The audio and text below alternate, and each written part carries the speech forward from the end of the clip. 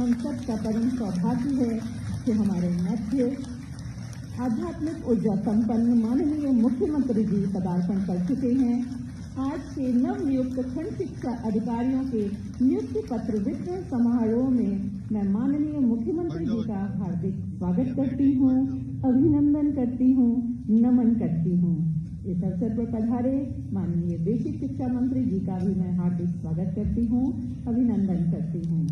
आज का दिन बहुत शुभ है जो हमारे बीच में हमारे माननीय मुख्यमंत्री जी मुख्य अतिथि के रूप में हैं। हम सब के लिए परम सौभाग्य की बात है। कार्यक्रम के आरंभ में मैं माननीय मुख्यमंत्री जी से अनुरोध करूंगी कि आज नवनियुक्त खंड शिक्षा अधिकारियों के नियुक्ति पत्र वितरण समारोह के इस कार्यक्रम का शुभारंभ आप दीप प्रज्वलित करके करने का कष्ट करें।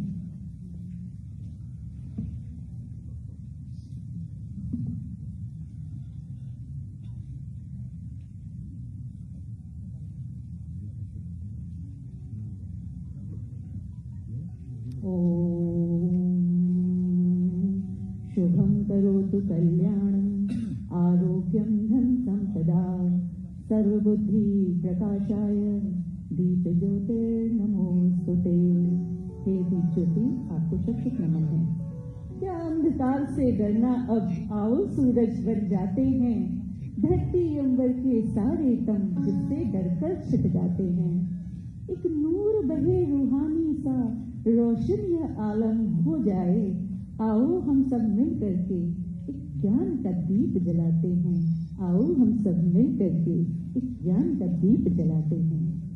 माननीय मुख्यमंत्री जी के कर कमलों से आज के इस कार्यक्रम का शुभारंभ हो चुका है। आपकी तालियां आपकी भावनाओं को मंच तक पहुंचा सकती हैं।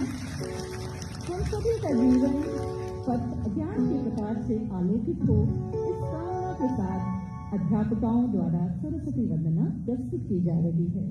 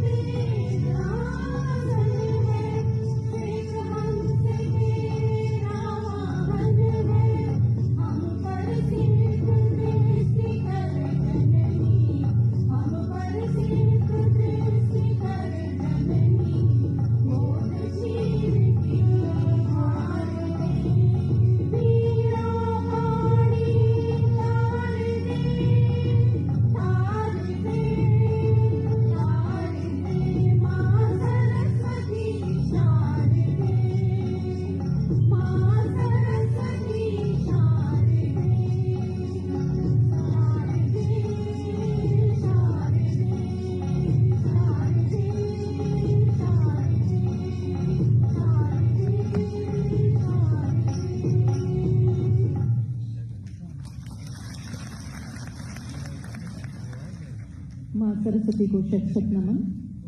आज के समारोह के शुभ अवसर पर मैं माननीय मंत्री जी बेसिक शिक्षा जी से अनुरोध करती हूँ कि आप माननीय मुख्यमंत्री जी का स्वागत पुष्प भेंट करके करें।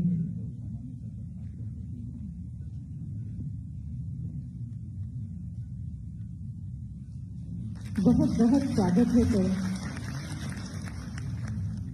इसी क्रम में मैं अपर मुख्य सचिव वाणिज्य कर एवं बेसिक शिक्षा श्री संजीव मित्तल जी से अनुरोध करती हूँ कि आप माननीय मुख्यमंत्री जी का स्वागत पुष्प भेंट करके करें। स्वागत की इस कड़ी को आगे बढ़ाते हुए सचिव बेसिक शिक्षा श्री रणवीर प्रसाद जी से अनुरोध करती हूँ कि आप माननीय मंत्री जी बेसिक शिक्षा का स्वागत पुष्प प्रदान करके करें। अब मैं इसी क्रम में महानिदेशक स्कूल शिक्षा श्री विजय किरण आनंद जी से अनुरोध करती हूँ कि आप अपर मुख्य सचिव वाणिज्य कर एवं बेसिक शिक्षा जी का स्वागत श्री संजीव मित्तल जी का स्वागत पुष्प देकर करें। सचिव बेसिक शिक्षा जी से मैं अनुरोध करती हूँ कि आप अपर मुख्य सचिव प्रमुख सचिव श्री संजय प्रसाद जी का स्वागत पुष्प भेंट करके करें।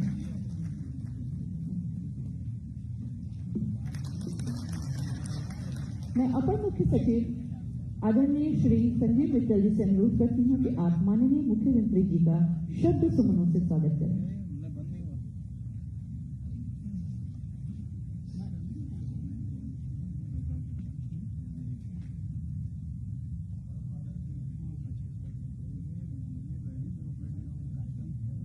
परम आदरणीय माननीय मुख्यमंत्री जी, माननीय बेसिक शिक्षा मंत्री जी, इस सभागार में उपस्थित सभी अधिकारीगण, शिक्षकगण, मीडिया बंधु तथा लोक सेवा आयोग से चयनित होकर आए सभी खंड शिक्षा अधिकारी, आज के इस कार्यक्रम में मैं माननीय मुख्यमंत्री जी का बेसिक शिक्षा विभाग की ओर से हार्दिक स्वागत और अभिनंदन करता हूं। आज ही के इस कार्यक्रम में मैं माननीय बेसिक शिक्षा मंत्री जी का भी विभाग की ओर से हार्दिक स्वागत और अभिनंदन करता हूं। मैं आप सभी को ये अवगत कराना चाहता हूं कि पिछले 4 वर्षों में माननीय मुख्यमंत्री जी के निर्देशों से और उनके कृपा दृष्टि से लगभग 1,20,000 अध्यापकों की नियुक्ति बेसिक शिक्षा विभाग में हुई है, जिससे विभाग के कार्यों में शिक्षा में बहुत अभूतपूर्व सुधार आया है। इसी कड़ी में आज के कार्यक्रम में 271 खंड शिक्षा अधिकारी जो लोक सेवा आयोग से चयनित होकर आए हैं का आज नियुक्ति पत्र वितरण कार्यक्रम है। मैं सभी को बधाई देता हूं और इस कार्यक्रम में आने का स्वागत करता हूं। बहुत कोविड महामारी के दौरान बच्चों के लिए विद्यालय लंबे समय तक बंद थे, लेकिन अब शासन के निर्देशानुसार हमारे विद्यालय खुल गए हैं और बच्चे एक बार फिर नई उमंग और नई ऊर्जा के साथ अपने विद्यालय से जुड़ सके, अपने विद्यालय की क्रियाकलापों में संलग्न हो सके। इसके लिए प्रेरणा ज्ञानोत्सव माननीय मुख्यमंत्री जी के निर्देशानुसार उनके नेतृत्व में प्रेरणा ज्ञानोत्सव का आयोजन किया गया है। 1 मार्च 2021 से यह ज्ञानोत्सव 100 दिन का है। प्रेरणा ज्ञानोत्सव कार्यक्रम के संबंध में माननीय मुख्यमंत्री जी की अनुमति से एक लघु फिल्म का प्रसारण अब आपके समक्ष किया जा रहा है।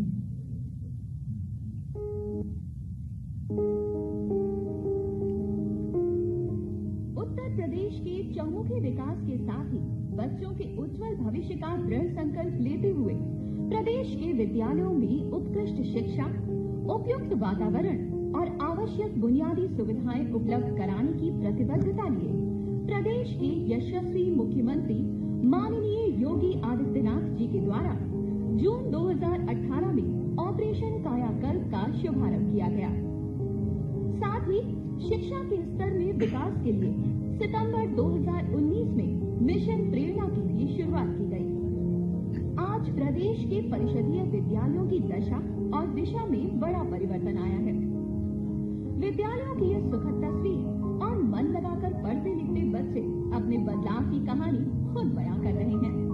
कोरोना जैसी वैश्विक महामारी के समय में भी माननीय मुख्यमंत्री जी की प्रभावी रणनीति और दूरदर्शिता के कारण विद्यालयों में शुद्ध पेयजल, शौचालय, ब्लैक बोर्ड और टाइल्स जैसी 18 मूलभूत और बाल मैत्रिक अवस्थापना सुविधाओं से कायाकल्पित करने का कार्य कोविड प्रोटोकॉल का पालन करते हुए निरंतर जारी रहा। बच्चे की शिक्षा की निरंतरता बनाए रखने के उद्देश्य से प्रदेश सरकार का ऑनलाइन व्यवस्था के अंतर्गत ई पाठशाला के माध्यम से डीडी उत्तर प्रदेश पर प्रत्येक दिन 4 घंटे के शैक्षिक कार्यक्रमों के प्रसारण के साथ ही 1.5 लाख व्हाट्सएप ग्रुप्स द्वारा कक्षावार और विषयवार शैक्षिक सामग्री निरंतर उपलब्ध कराई जा रही है। शिक्षा के स्तर में सुधार के लिए एक प्रेरणा लक्ष्य का निर्धारण किया गया था, जिसके मूल्यांकन के लिए प्रेरणा लक्ष्य ऐप की शुरुआत की गई। इस ऐप द्वारा शिक्षक और अभिभावक किसी भी समय छात्रों का निशुल्क आकलन कर सकते हैं। इसी के साथ प्रेरणा सूची और प्रेरणा तालिका भी कक्षा में चस्पा की गई है। इस प्रेरणा लक्ष्य को हासिल करने के लिए कक्षाओं का रूपांतरण करते हुए कक्षाओं को शिक्षाप्रद पोस्टर्स और प्रिंट रिच सामग्री से सजाया गया है। प्रत्येक विद्यालय में बच्चों के लिए एक मैथ्स किट, एनसीईआरटी की पुस्तकों वाली लाइब्रेरी और रीडिंग कॉर्नर की व्यवस्था के साथ ही स्मार्ट क्लासेस की स्थापना भी की जा रही है। शिक्षण प्रक्रिया में शिक्षकों के सहयोग के लिए 3 हस्त पुस्तिकाएं, आधारशिला, ध्यानाकर्षण और क्रियान्वयन संदर्शिका भी उपलब्ध कराई गई है। Structured learning lesson, planning calendar, time table, शिक्षक डायरी, प्रिंट रिच मटेरियल आदि की व्यवस्था भी की गई है, जिससे शिक्षण कार्यों में समयबद्धता और गुणवत्ता सुनिश्चित हो रही है। एआरपी और एसआरजी द्वारा शिक्षकों के नियमित प्रशिक्षण और सहयोगात्मक पर्यवेक्षण के लिए उनका अकादमिक सहयोग, अभिप्रेरण और क्षमता वर्धन किया जा रहा है।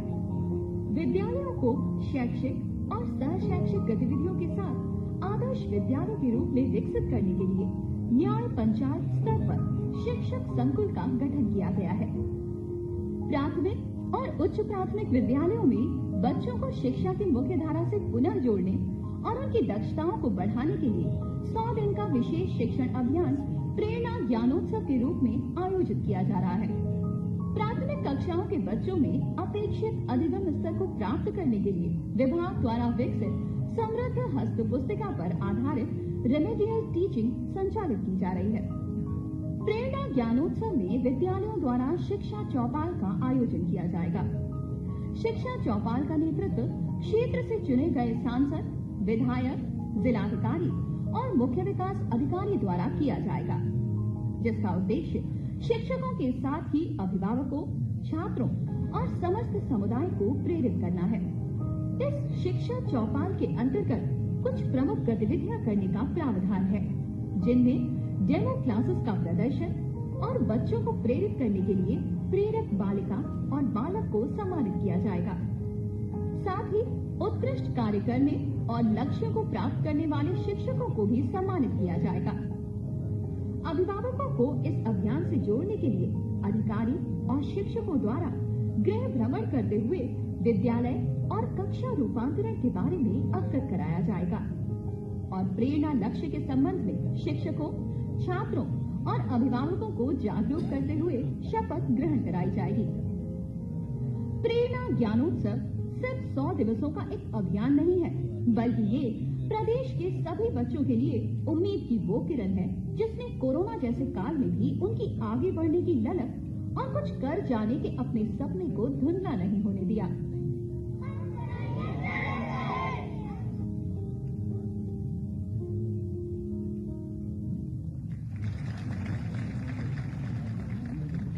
बच्चों की सुरक्षा और संरक्षा जैसे महत्वपूर्ण विषय पर एससीईआरटी उत्तर प्रदेश लखनऊ द्वारा सुरक्षा एवं संरक्षा विभिन्न आयाम पुस्तक, पोस्टर्स एवं वीडियो आदि का विकास किया गया है। मैं माननीय मुख्यमंत्री जी से अनुरोध करती हूँ कि आप सुरक्षा एवं संरक्षा विभिन्न आयाम पुस्तक का विमोचन करने की कृपा करें।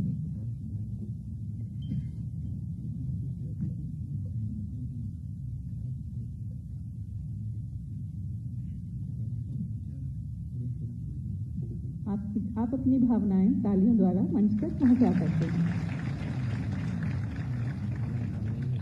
बौद्धिक दिव्यांगता से प्रभावित बच्चों हेतु एक विशेष पाठ्यक्रम का विकास SCRT उत्तर प्रदेश लखनऊ द्वारा दिव्यांगजन सशक्तिकरण विभाग के सहयोग से कराया गया, जिससे कि हमारे दिव्यांग बच्चे अपने को विद्यालय में सुरक्षित महसूस कर सकें।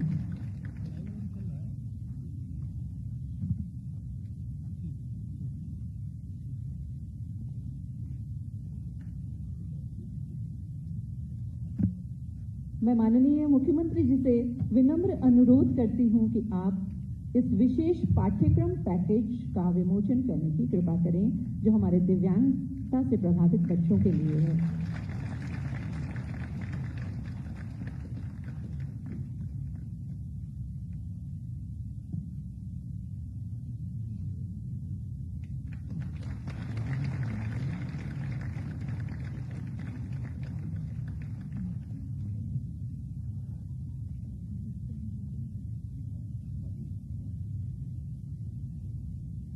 शिक्षकों की शिक्षण तकनीकियों के विकास के लिए और अपनी क्षमता को बढ़ाने के लिए दीक्षा हैंडबुक का विकास किया गया है।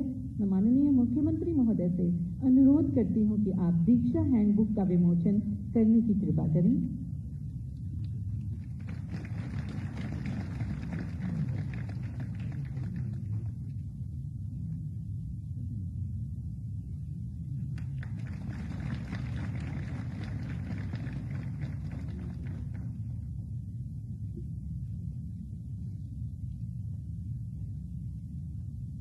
इसके अतिरिक्त DLED कोर्स को अब ऑनलाइन कर दिया गया है।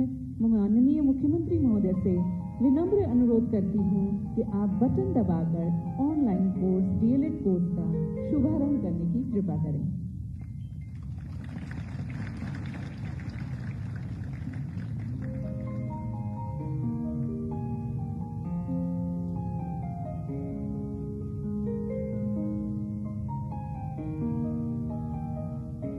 सेवारत शिक्षक प्रशिक्षण को भी अब ऑनलाइन कर दिया गया है, जिसका कि शुभारंभ माननीय मुख्यमंत्री जी के द्वारा अभी किया गया। आप अपनी भावनाएं तालियों द्वारा यहाँ तक पहुंचा सकते हैं।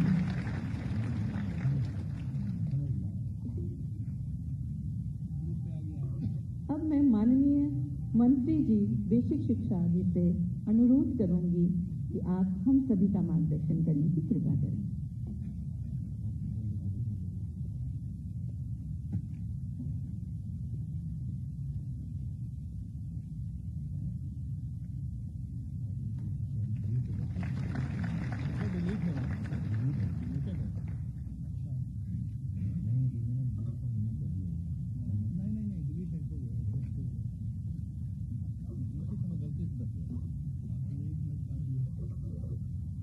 उत्तर प्रदेश के बेसिक शिक्षा विभाग में नवनियुक्त 271 खंड शिक्षा अधिकारियों के नियुक्ति पत्र वितरण समारोह के मुख्य अतिथि उत्तर प्रदेश को भारत ही नहीं विश्व पटल पर एक दैदीप्यमान नक्षत्र के समान प्रकाशित करने वाले, कोविड-19 के संकट काल में उत्तर प्रदेश की क्षमता और योग्यता का प्रदर्शन पूरे विश्व के समक्ष करने वाले, उत्तर प्रदेश को एक उत्तम प्रदेश बनाने का संकल्प लेकर विगत 4 वर्षों से उत्तर प्रदेश की तस्वीर में नए रंग भरने वाले, उत्तर प्रदेश के एक एक वर्ग में, एक एक क्षेत्र में नई ऊर्जा और नए उत्साह का संचार करने वाले हमारे यशस्वी मुख्यमंत्री श्री योगी आदित्यनाथ जी का मैं आज के इस समारोह के मुख्य अतिथि के रूप में हार्दिक स्वागत करता हूं, अभिनंदन करता हूं। कार्यक्रम में उपस्थित अपर मुख्य सचिव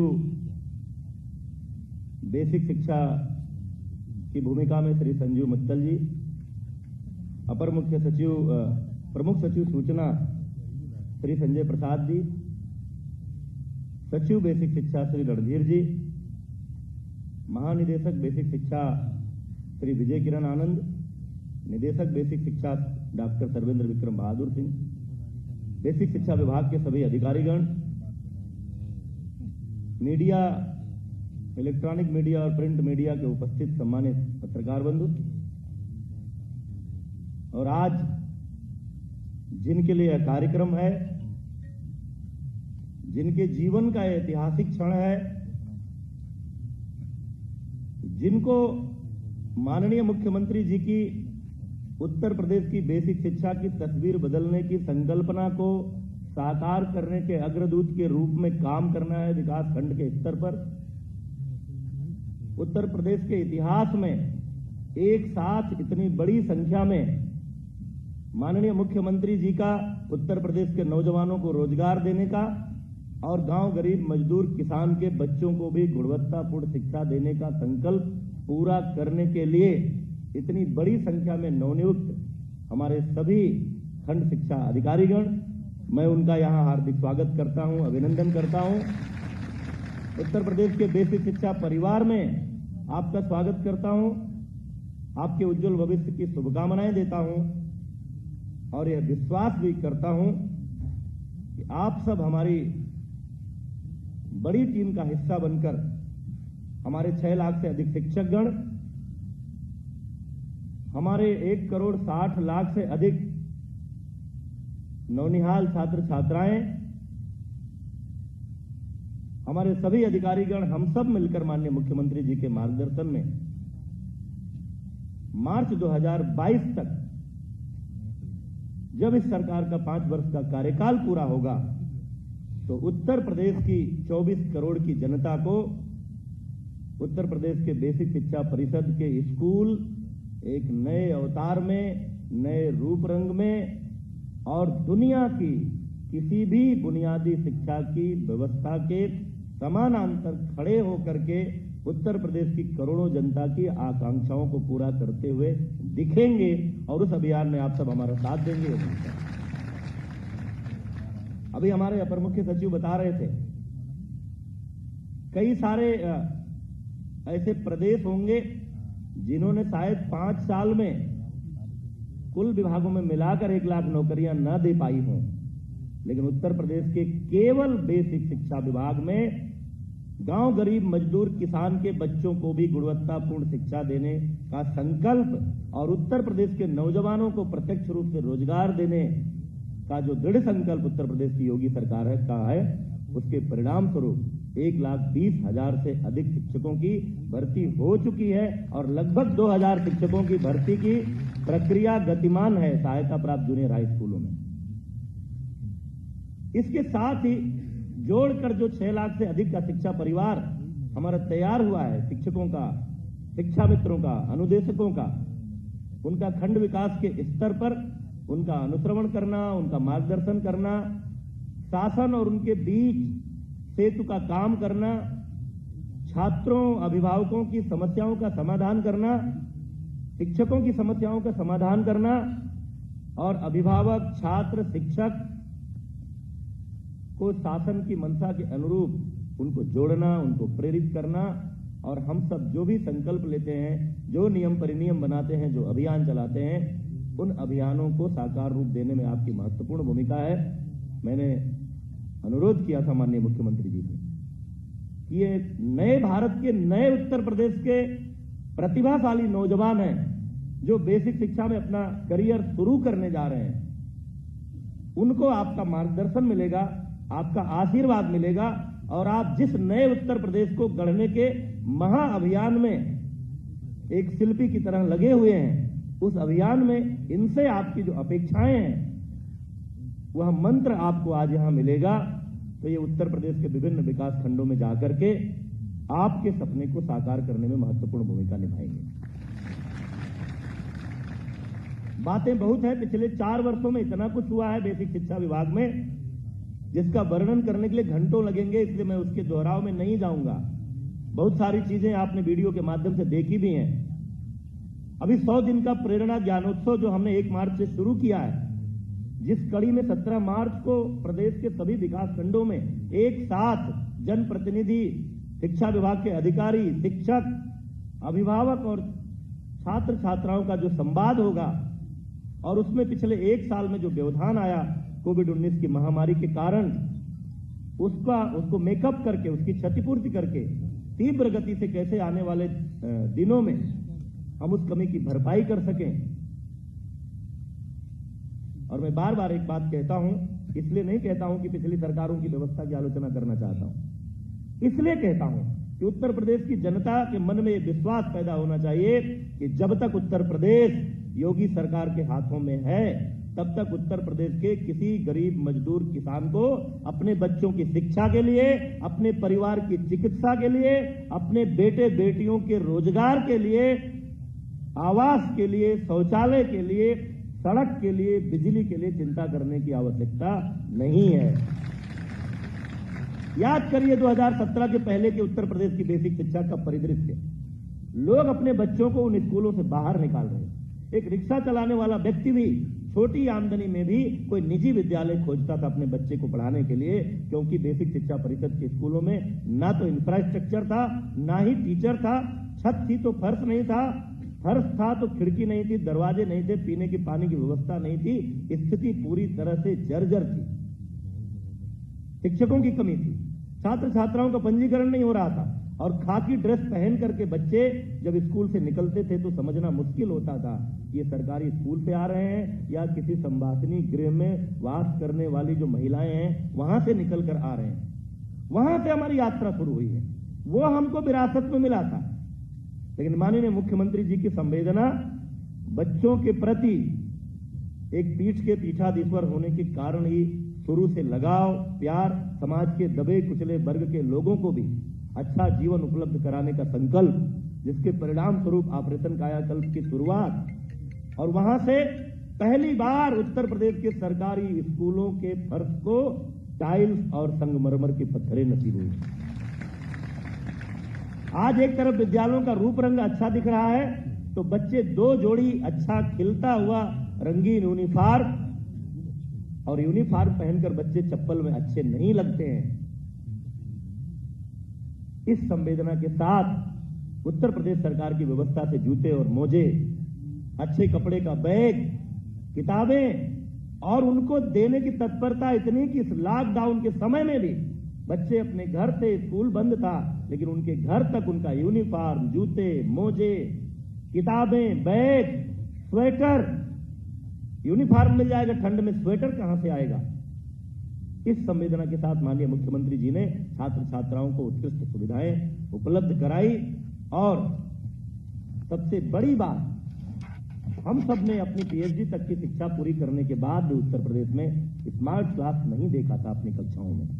लेकिन हमारे गांव, गरीब मजदूर, किसान, रेहड़ी वाले, ठेले वाले के बच्चे भी जिन स्कूलों में पढ़ते हैं, उन स्कूलों में इस कोविड की महामारी के दौरान ऑनलाइन क्लासेज, दूरदर्शन के माध्यम से पढ़ाई, ये पूरी दुनिया के लिए आश्चर्य का विषय था। हमारे साथ पढ़े हुए लोग जो हमारी तरह उन जर्जर भवनों में पढ़कर बड़े हुए, जो अमेरिका, इंग्लैंड, जापान, जर्मनी में बसे हुए हैं, नौकरी कर रहे हैं, उनके टेलीफोन आ रहे थे कि जो उत्तर प्रदेश के सरकारी स्कूलों में ऑनलाइन क्लासेज के दृश्य अखबारों में, मीडिया में आ रहे हैं, क्या ये सही है? क्योंकि उनको विश्वास नहीं हो रहा था कि ऐसा भी हो सकता है।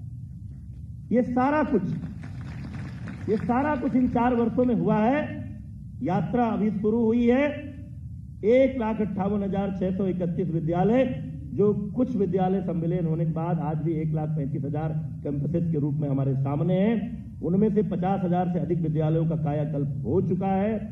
35,000 विद्यालयों में कार्य गतिमान है। हमारा संकल्प है कि मार्च 2022 तक सभी विद्यालयों का कायाकल्प करेंगे। 5,000 से अधिक स्कूलों को स्मार्ट क्लास दिया है और दुनिया की अधुनातन जो सुविधाएं हैं, जो संकल्पनाएं हैं, जो बेसिक शिक्षा में नवाचारों के रूप में देखी जा रही हैं, चाहे वो मिशन प्रेरणा टेक्निकल फ्रेमवर्क हो, दीक्षा प्रो पोर्टल हो, निष्ठा ट्रेनिंग हो, मानव संपदा पोर्टल हो, दुनिया की सारी आधुनिक व्यवस्थाओं को उत्तर प्रदेश की बेसिक शिक्षा में लागू कर रहे हैं। मैं आज इस मंच से आभार प्रकट करना चाहता हूं माननीय मुख्यमंत्री जी का कि आपकी प्रेरणा से हम 5,70,000 से अधिक आउट ऑफ स्कूल बच्चों को स्कूल लाने में सफल हुए हैं। 3,15,000 से अधिक दिव्यांग बच्चों को उनके क्षमता के अनुरूप उनकी सहायता करने वाले शिक्षकों के माध्यम से उनको शिक्षा देने में हम सफल हुए हैं। और आज उत्तर प्रदेश की बेसिक शिक्षा की जो तस्वीर है वो एक सुंदर तस्वीर के रूप में दिखाई दे रही है। आपकी प्रेरणा से, आपके मार्गदर्शन में हम लगातार आगे बढ़ रहे हैं और उस अभियान में कि हमारे नवनियुक्त खंड शिक्षा अधिकारी हमारी सहायता करेंगे और इनके मन में जो तस्वीर रहती होगी, पहले कभी भी कोई खंड शिक्षा अधिकारी उत्तर प्रदेश पीसीएस के माध्यम से जब नियुक्त होता रहा होगा तो उसके मन में एक तस्वीर आती होगी कि हमको गांव में काम करना है, मैले कुचैले कपड़ों में आने वाले बच्चों के बीच रहना है, जहां कोई भी आधुनिक व्यवस्था नहीं है वहां पर काम करना है। आज आप सब सौभाग्यशाली हैं कि आप उत्तर प्रदेश की जिस बेसिक शिक्षा व्यवस्था में काम करने जा रहे हैं वो दुनिया की, देश की तमाम निजी क्षेत्र के संसाधन संपन्न शिक्षा व्यवस्थाओं के समानांतर खड़ी एक व्यवस्था में काम करने का आपको सौभाग्य मिलने वाला है।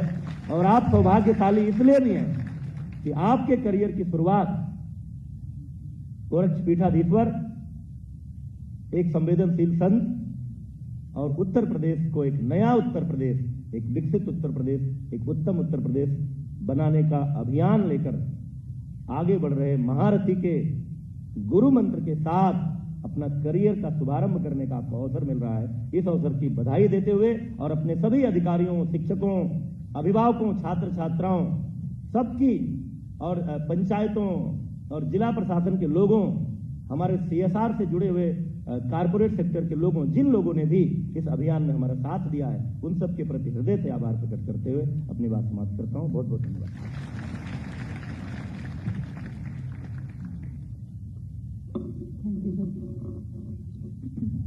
आज 271 नव चयनित खंड शिक्षा अधिकारियों को नियुक्ति पत्र प्रदान किया जाना है। अब नव चयनित 271 खंड शिक्षा अधिकारियों में से उन 10 खंड शिक्षा अधिकारियों के जीवन का वो अविस्मरणीय एवं स्वर्णिम पल आ गया है जब उन्हें माननीय मुख्यमंत्री जी के कर कमलों से नियुक्ति पत्र प्रदान किया जाएगा। ये पल निश्चित ही आप सबके जीवन में प्रेरणादायी रहेगा, जिससे आप अपने कर्तव्य पथ पर पूरी सत्यनिष्ठा और पूरे आत्मबल से अग्रसर रहेंगे और उत्तर प्रदेश के पीड़ित प्रदेश बनाने के लिए संकल्पित रहेंगे। मैं माननीय मुख्यमंत्री जी से विनम्र अनुरोध करती हूँ कि आप नवनियुक्त खंड शिक्षा अधिकारियों को नियुक्ति पत्र प्रदान करने की कृपा करें। क्रम से मैं नाम पुकार रही हूँ। धीरेन्द्र त्रिपाठी,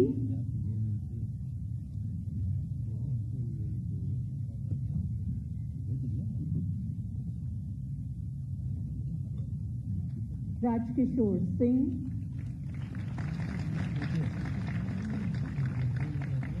जयप्रकाश मौर्य,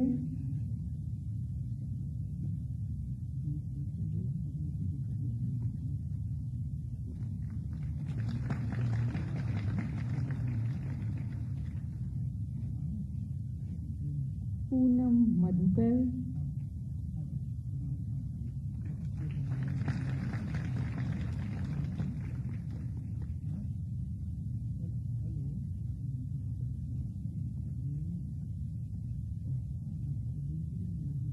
पूनम मधुकर जी, अवधेश कुमार सोनकर,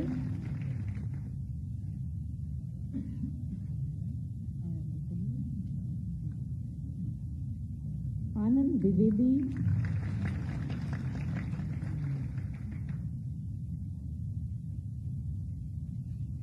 अंतिमा,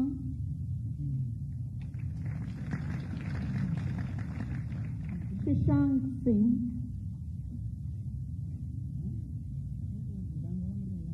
समर सिंह एवं हिना सिद्दीकी जी। आज के इस नियुक्ति पत्र वितरण समारोह का दूरदर्शन के माध्यम से 128 देशों में सजीव प्रसारण किया जा रहा है।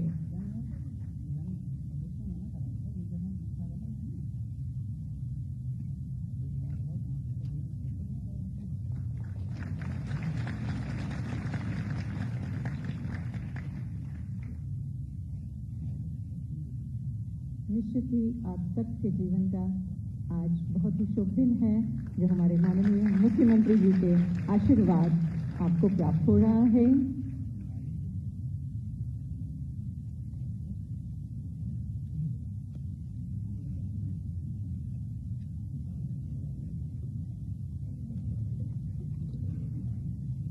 मिशन प्रेरणा का शुभारंभ माननीय मुख्यमंत्री जी के द्वारा सितंबर 2019 में किया गया था और उसी समय ये शपथ दिलाई गई थी कि हमें अपने बच्चों को ग्रेट कॉम्पिटेंस बनाना है। और वास्तव में निरंतर शिक्षा से जुड़े रहे बच्चे हमारे लॉकडाउन में भी, और प्रेरक बालक और बालिका आज हमारे बीच में हैं, और उनको आज ये सौभाग्य प्राप्त हो रहा है कि वो माननीय मुख्यमंत्री जी के हाथों से प्रमाण पत्र प्राप्त कर रहे हैं।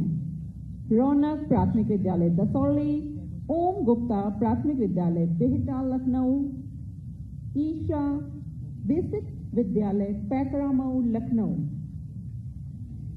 सिमरन प्राथमिक विद्यालय सोनवा 2, मयंक वर्मा प्राथमिक विद्यालय देवरी रुखारा 2।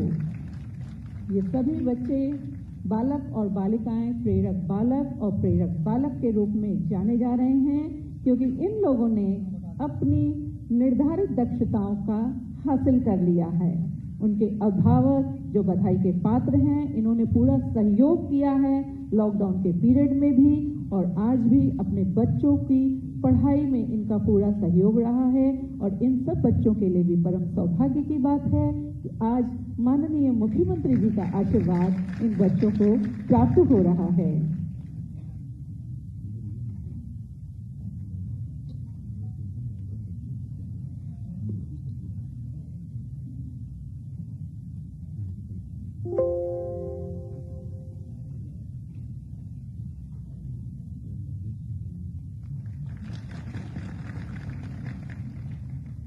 बच्चों के साथ साथ उनके अभिभावकों का भी बहुत सहयोग रहा है। इस लॉकडाउन के पीरियड में अभिभावकों के सहयोग के बिना यह कार्य संभव नहीं था।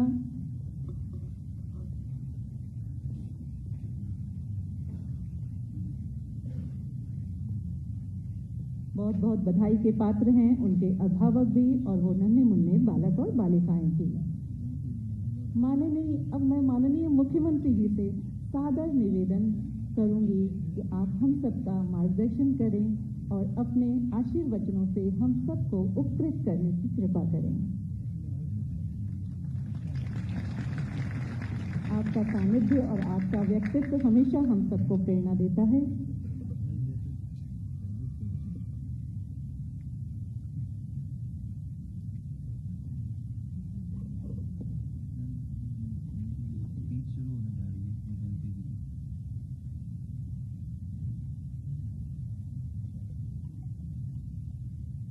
बेसिक शिक्षा परिषद के 9 चयनित खंड शिक्षा अधिकारियों के आज के इस नियुक्ति पत्र वितरण कार्यक्रम में उपस्थित है। प्रदेश सरकार में बेसिक शिक्षा विभाग के मंत्री डॉक्टर सतीश चंद्र द्विवेदी जी,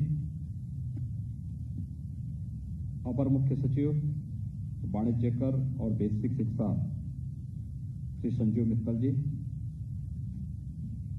प्रमुख सचिव मुख्यमंत्री कार्यालय और सूचना श्री संजय प्रसाद जी,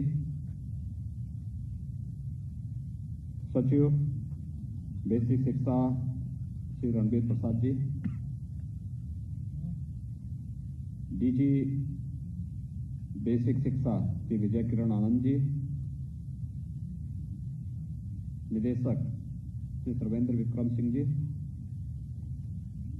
बेसिक शिक्षा परिषद के सभी अधिकारीगण और 9 चयनित खंड विकास शिक्षा के सभी अधिकारीगण, मीडिया के मित्रों, मैं आप सभी 9 चयनित खंड शिक्षा अधिकारियों को एक नए जीवन की शुरुआत करने के लिए प्रदेश सरकार की ओर से हृदय से बधाई देता हूं। आप सबके प्रति अभिनंदन भी करता हूं। मेरे लिए यह अतिरिक्त प्रसन्नता का विषय है कि प्रदेश के युवाओं को एक पारदर्शी तरीके से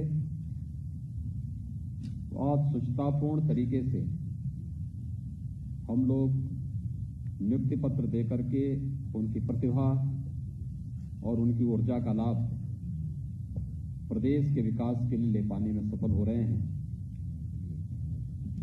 और आज का यह अवसर इसीलिए हम लोगों ने यहां पर आयोजित किया है कि जो अपेक्षा आपकी शासन से थी जब आप प्रतियोगी छात्र थे,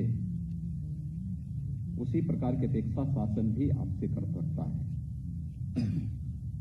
आप इतनी बड़ी संख्या में यहां पे 271 खंड शिक्षा अधिकारी के रूप में चयनित अभ्यर्थी हैं।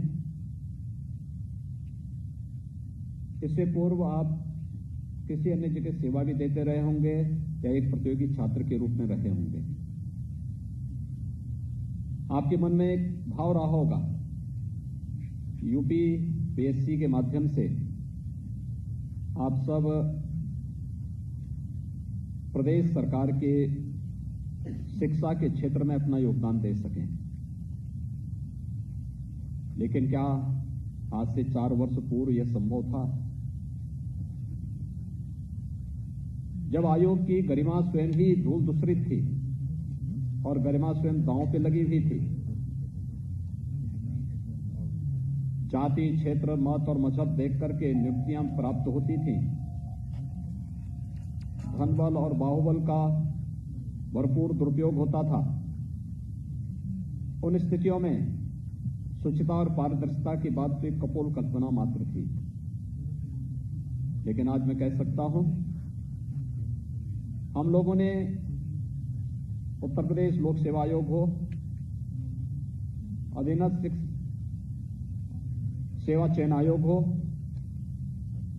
उच्चतर शिक्षा चयन आयोग हो या माध्यमिक शिक्षा चयन आयोग या बेसिक शिक्षा की भर्ती का कार्यक्रम रहा हो या पुलिस की भर्ती का कार्य,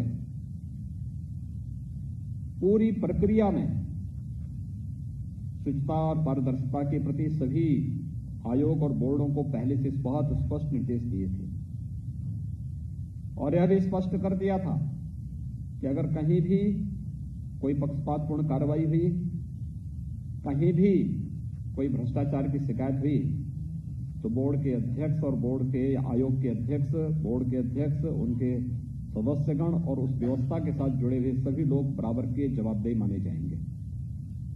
आज उसका परिणाम है कि प्रदेश का कोई भी युवा प्रदेश सरकार से ये शिकायत आज नहीं करता है कि कहीं कोई भ्रष्टाचार हो रहा है, क्योंकि असीम ऊर्जा जो प्रदेश के युवाओं की है वह ईमानदारी से चयन चाहता था, पारदर्शी तरीके से चयन की प्रक्रिया को आगे बढ़ाने का पक्षधर था। और उसका परिणाम आज हम सबके सामने है।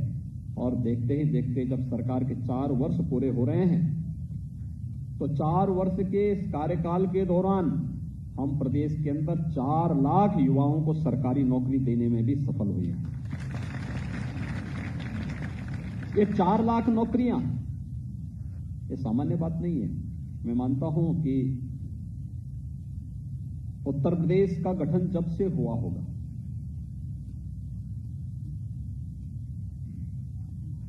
जनवरी 1950 को इसका नोटिफिकेशन हुआ था।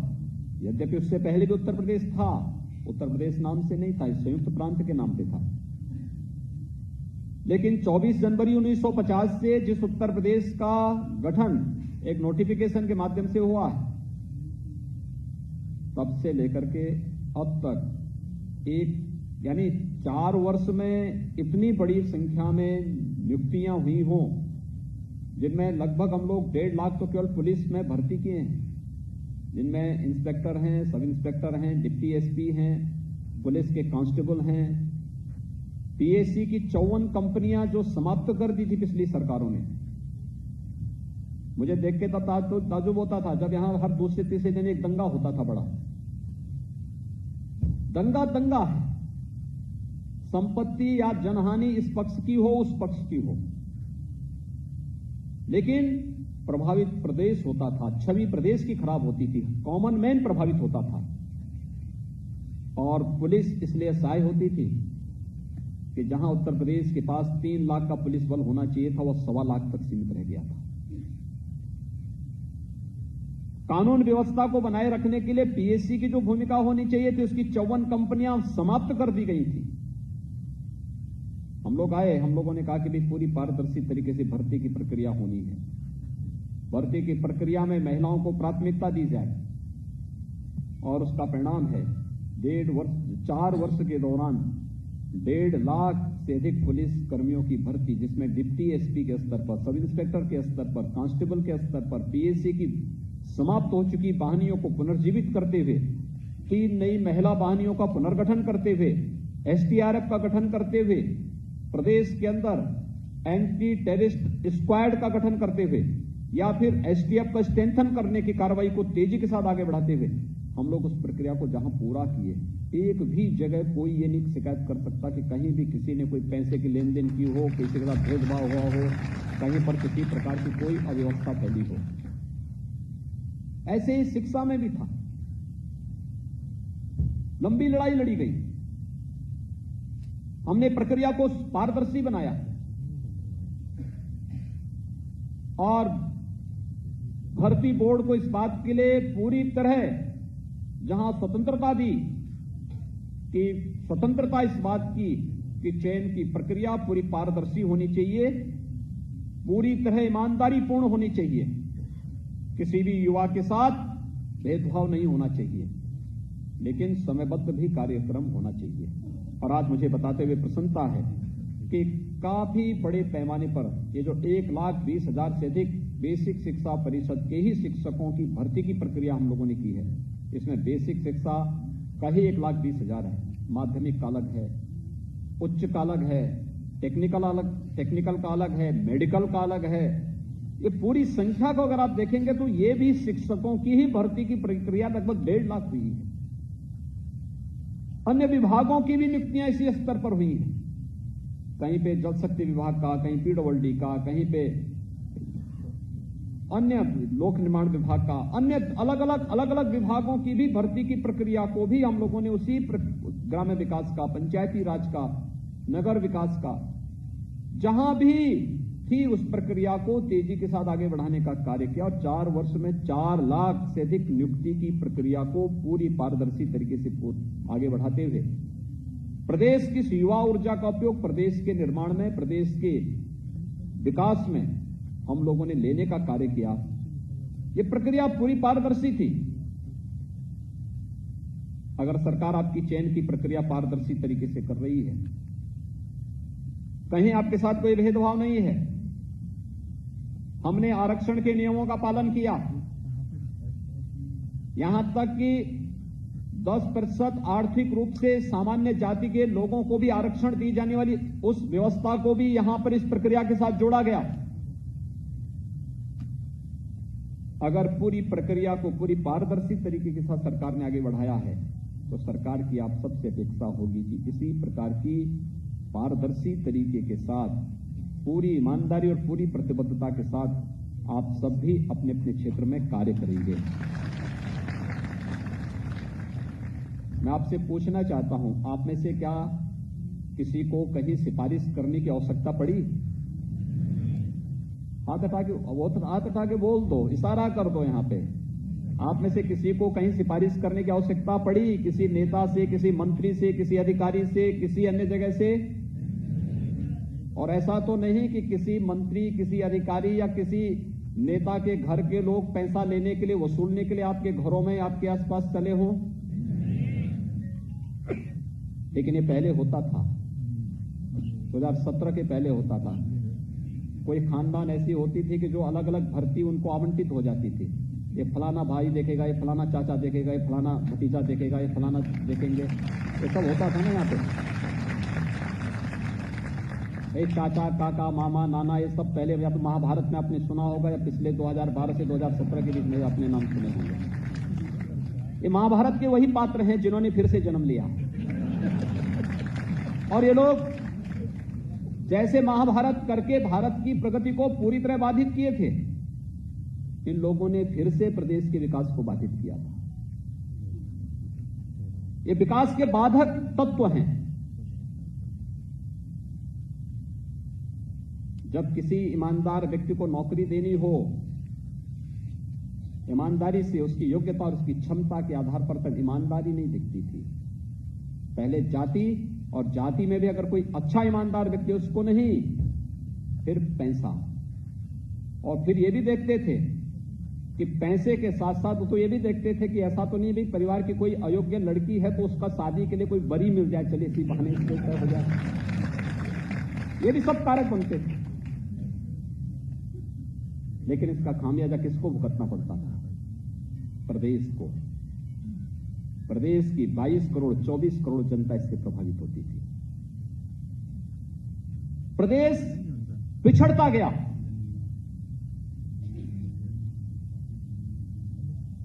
जब 2017 में मुझे प्रदेश का मुख्यमंत्री बनाया गया, लोग मुझे कहते थे कैसे चलेगा।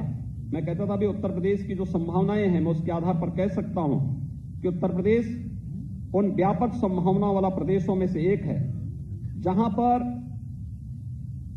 किसी चीज की कमी नहीं है, केवल उसको एक नेतृत्व की आवश्यकता है।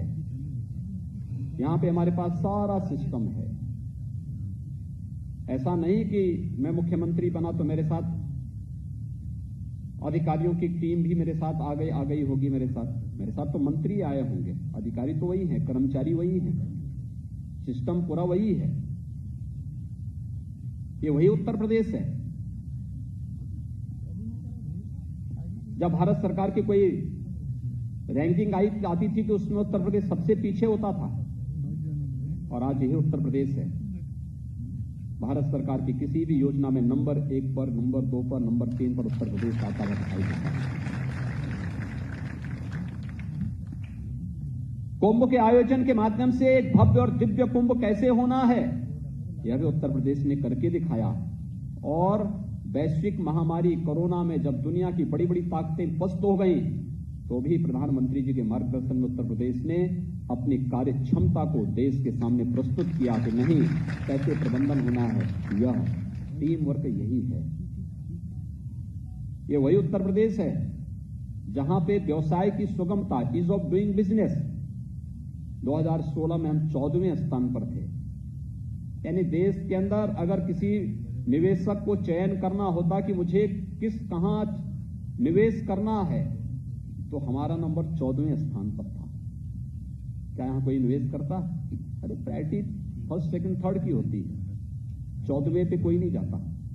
और आज मात्र 4 वर्ष में हमारी टीम ने ऐसा प्रयास किया, ऐसा कार्य किया कि उत्तर प्रदेश में ईज ऑफ डूइंग बिजनेस में, यानी व्यवसाय की सुगमता में उत्तर प्रदेश नंबर 2 पर है। अर्थव्यवस्था में जब कोई बाहर का राष्ट्राध्यक्ष आता था, कोई राजदूत आता था या कोई निवेशक आता था, हम उनसे बातचीत करते थे, प्रदेश के प्रेजेंटेशन को प्रस्तुत करते थे, प्रदेश के बारे में बताते थे। लोग कहते थे उत्तर प्रदेश, तो हम लोग कहते थे उत्तर प्रदेश आबादी के हिसाब से सबसे बड़ा प्रदेश है, लेकिन ये देश की 5वीं या 6ठी अर्थव्यवस्था है, हम ये कहते थे। आज मैं कह सकता हूं 4 वर्ष के दौरान उत्तर प्रदेश देश की दूसरी अर्थव्यवस्था हो चुकी है, नंबर 2 की अर्थव्यवस्था हो चुकी है।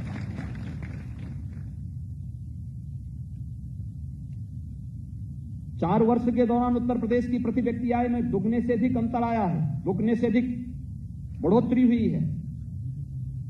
ये सभी प्रयास करने से होते हैं, टीम वर्क से होते हैं, और यही अपेक्षा आपसे भी की जाती है, क्योंकि शिक्षा से आप जुड़े, आपका जुड़ाव है वह भी बेसिक शिक्षा से।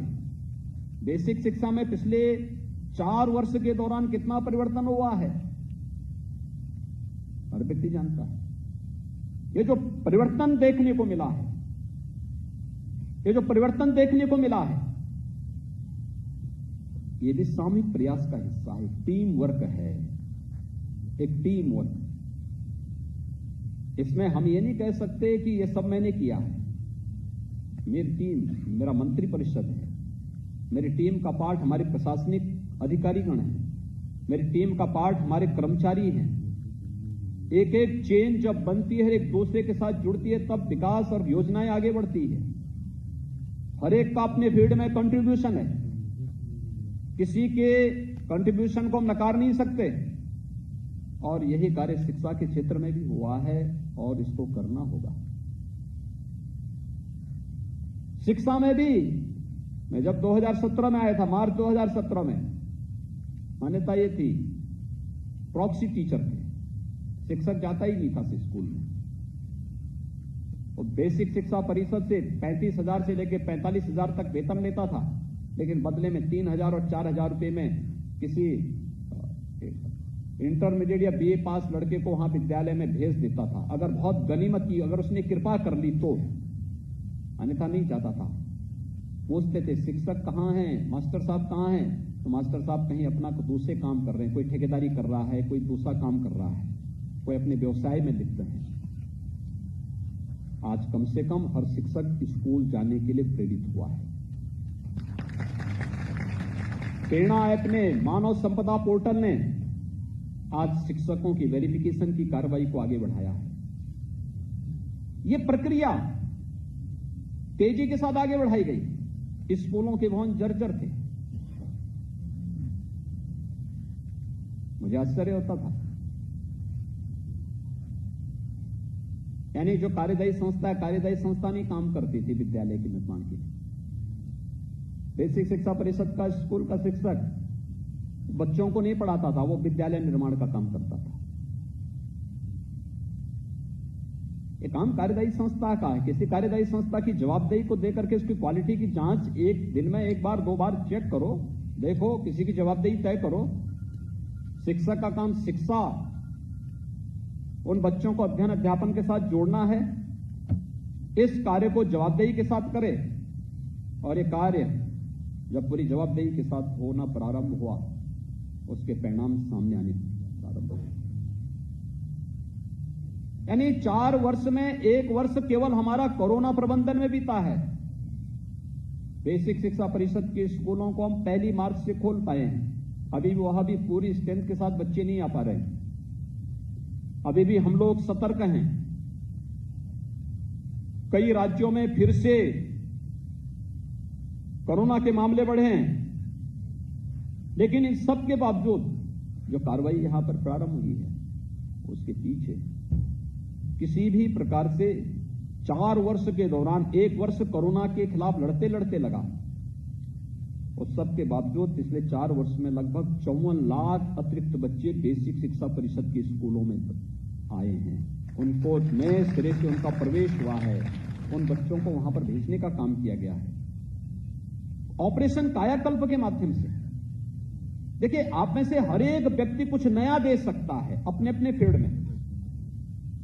आपको अलग अलग विकास खंडों में जाकर के बेसिक शिक्षा परिषद के स्कूलों के निरीक्षण और उसकी व्यवस्था को एक सिस्टम के साथ जोड़ने में अपना योगदान देना है।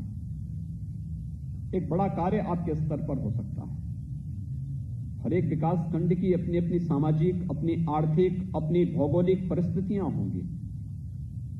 उस पर आपके द्वारा अपने तरीके से कुछ नयापन किया जा सकता है, एक नया अध्ययन किया जा सकता है, और फिर अपना प्रेजेंटेशन आप अपने बेसिक शिक्षा अधिकारी के सामने या फिर एडी बेसिक के सामने या निदेशक के सामने प्रस्तुत करने का प्रयास होना चाहिए। वर्ष में कम से कम 1 बार 2 बार इस प्रकार के अवसर होने चाहिए, जब बहुत लंबा नहीं, आप प्रेजेंटेशन बनाए तो 5 मिनट का बनाएंगे तो वह लोग देख पाएंगे, बहुत लंबा नहीं बनाना, लेकिन बना सकते हैं।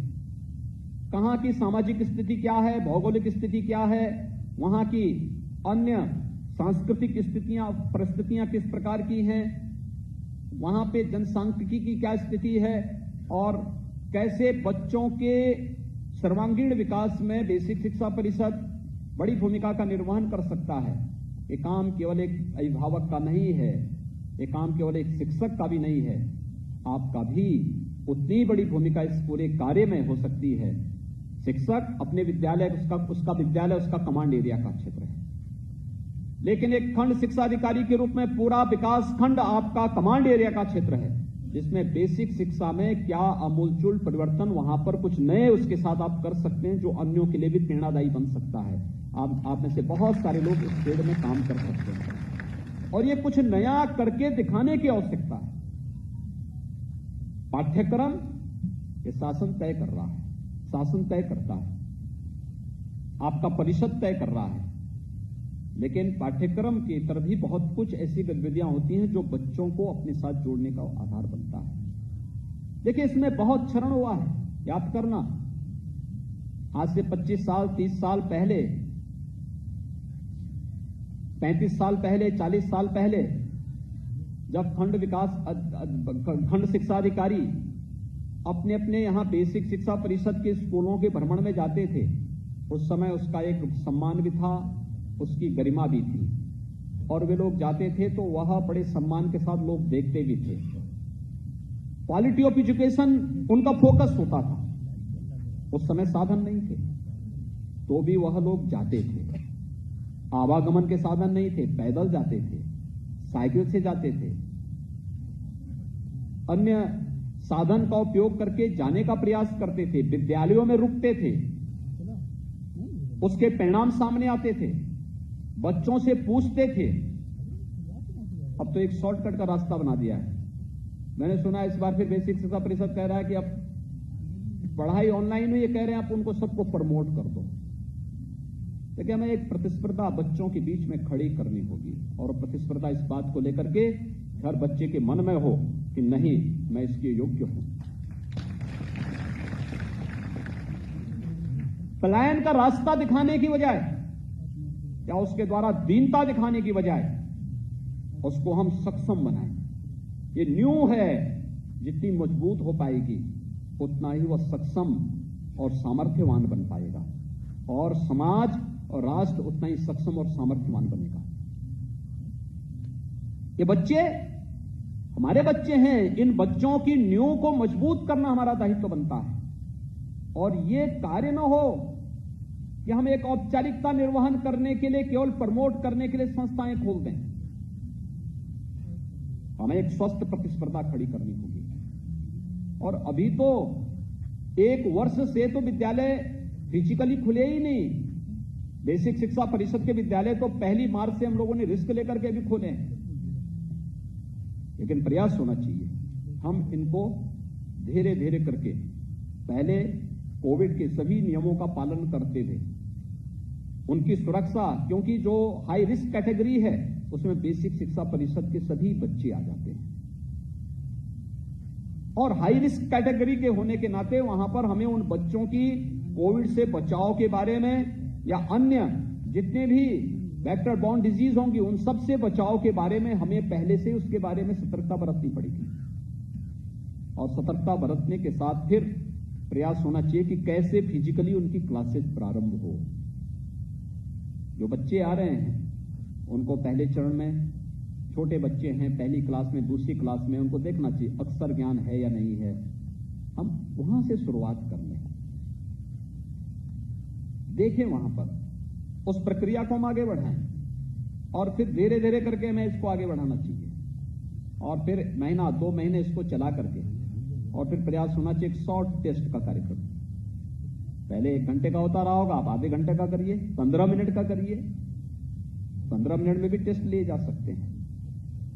उन बच्चों का एक अलग अलग तरीके से भी हम मौखिक भी उनका वो ले सकते हैं।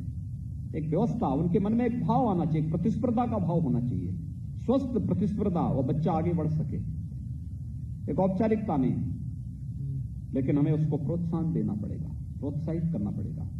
आज जब सरकार शिक्षा में इतना खर्च कर रही है, इतना सहयोग कर रही है, बेसिक शिक्षा परिषद में तो हम उनको यूनिफॉर्म भी दे रहे हैं, 2 यूनिफॉर्म दे रहे हैं, बैग दे रहे हैं, बुक्स दे रहे हैं, जूते मोजे दे रहे हैं, स्वेटर भी उपलब्ध करा रहे हैं। ये सभी सुविधाएं उपलब्ध हो रही हैं। मिड डे मील के भी हम लोगों ने मेनू तैयार करने के लिए कहा, इस प्रकार का तैयार करिए कि बच्चों के लिए वो रोचक बन सके, पौष्टिक भी हो, उनके लिए रोचक भी हो। दोनों चीजें हैं। हम बच्चों को केवल पौष्टिक के आधार पर केवल खिचड़ी नहीं खिला सकते, हमें यह भी देखना है कि उसकी रुचि भी हो, उसके साथ जुड़े, उसका आकर्षण का केंद्र बिंदु बने।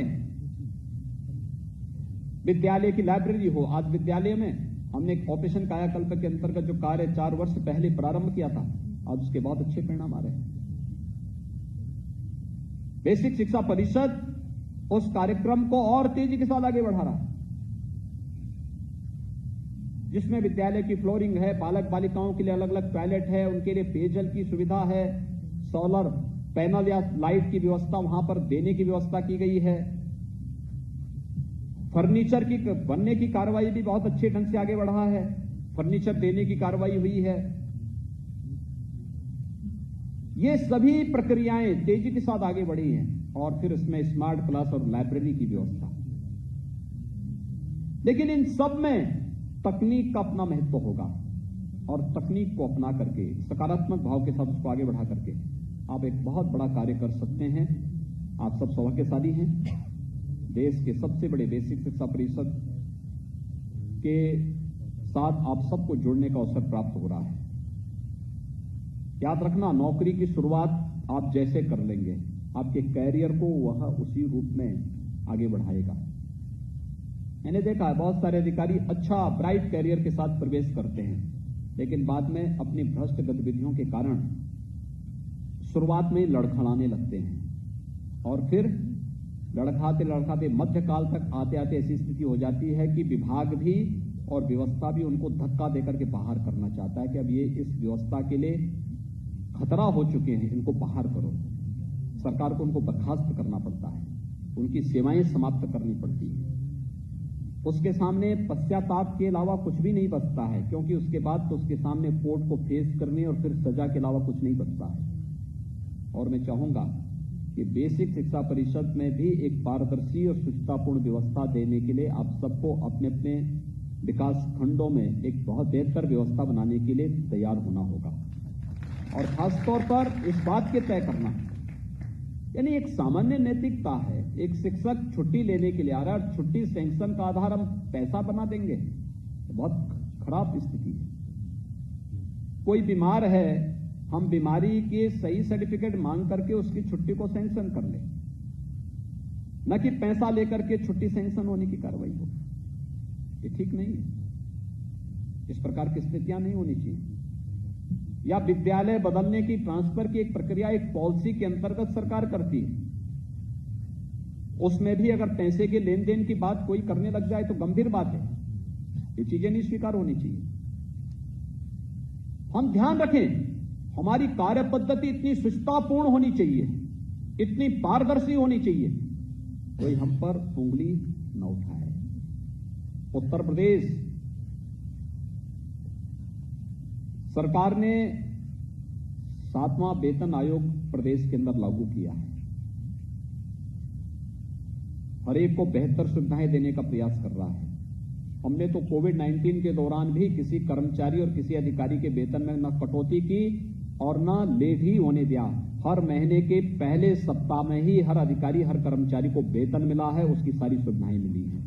ये पूरे प्रदेश के अंदर किया गया। 14 लाख कर्मचारी हैं, सभी को समय पे वेतन मिला है, समय पे सारी सुविधाएं मिली हैं। कोविड-19 के दौरान जब दुनिया की अर्थव्यवस्था डगमगाने लग गई थी, प्रदेश ने कोई भी किसी भी प्रकार कर्मचारियों के हितों के साथ कोई किसी प्रकार का कोई खिलवाड़ नहीं होने दिया। और जब सरकार संवेदनशील है तो इसके बाद हमें इन चीजों के बारे में बहुत उसके साथ देखना होगा। मैं आज के इस अवसर पर आप सबसे यही कहूंगा, बेसिक शिक्षा परिषद में आमूलचूल परिवर्तन करने की दिशा में जो प्रयास प्रारंभ हुए हैं, आप सब उसमें सहभागी बने और नौकरी को एक औपचारिकता न बना लें। शिक्षा के क्षेत्र में बच्चों के लिए, क्योंकि आपको उस फील्ड में काम करना है जहां पर वे बच्चे हैं। हो सकता है परिवार में बहुत उनको गाइड न किया जाता हो, लेकिन आप थोड़ा भी प्रयास प्रारंभ करेंगे, कैसे सहजता के साथ, सरलता के साथ हम उन बच्चों के मन में अच्छे भाव लाकर के शिक्षा के प्रति रुचि जागृत कर सके, गांव-गांव से बच्चों को स्कूल जाने के लिए प्रेरित कर सके। विकास खंड हमारा प्रयास होना चाहिए। पहले चरण में एक विद्यालय को आदर्श विद्यालय बनाना, फिर दूसरे चरण में हम लोग न्याय पंचायत स्तर पर आदर्श विद्यालयों की श्रृंखला खड़ी करें, फिर तीसरे चरण में पूरे विकास खंड को आदर्श विकास खंड के रूप में, बेसिक शिक्षा के आदर्श विकास खंड के रूप में विकसित करने की प्रक्रिया का पालन करें।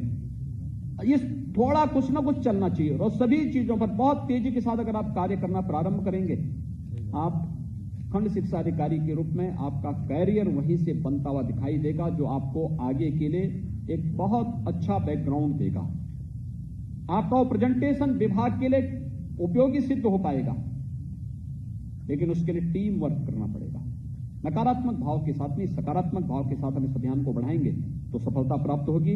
आज के इस अवसर पर 271 आप सभी खंड शिक्षा अधिकारियों को यहां पर नियुक्ति पत्र की प्रक्रिया का कार्यक्रम यहां पे संपन्न हुआ है।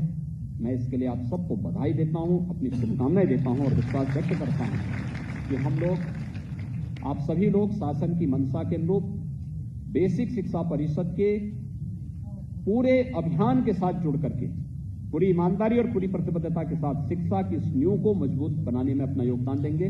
आप सबके प्रति मेरी शुभकामनाएं। धन्यवाद। जय हिंद। बहुत आभार सर। अब मैं सचिव बेसिक शिक्षा विभाग श्री रणवीर प्रसाद जी से अतिथियों के धन्यवाद ज्ञापन का अनुरोध करती हूँ।